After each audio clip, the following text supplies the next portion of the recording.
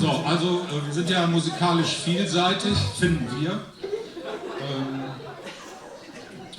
Ja, kulturmäßig oder poesiemäßig geht es jetzt um das Huusschwien. Das heißt also,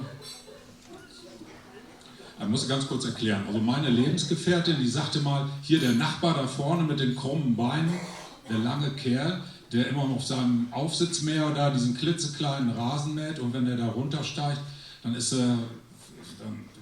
geht er immer so komisch. Ich sage, yo, das ist Color. Und sagte, du, der Kerl, der hat mich doch schon angebaggert, da war der gerade mal eine Handbreit höher als ein Hausschwein. Und so nahm das Drama seinen Lauf.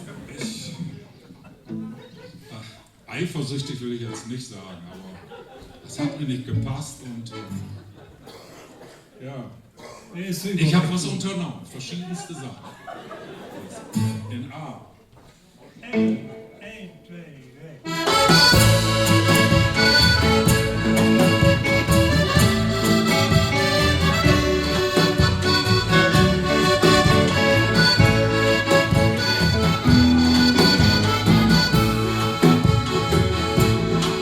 Hey, was ne Hane bringt, heute ist ein Huusschwien. Dacht, hey, mochte ganz besonders meine Brut lieben und heft ihr dat auch Fragen sagt.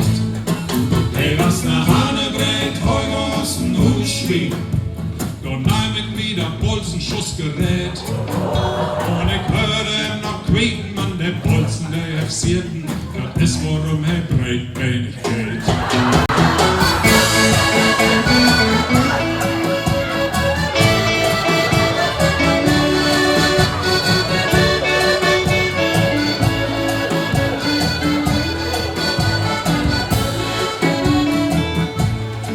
Hey, was ne Hane bringt, heute aus dem Huusschwien.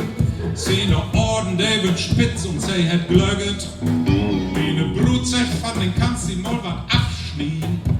Und hör weg mir auch dann wohl trüget.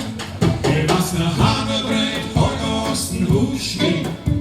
Dann nehm ich use Mama schrappe Mest. Und ich hörte noch flöten und noch seine Orden zeugen. Auch mit Lütke-Orden hört er noch ganz best.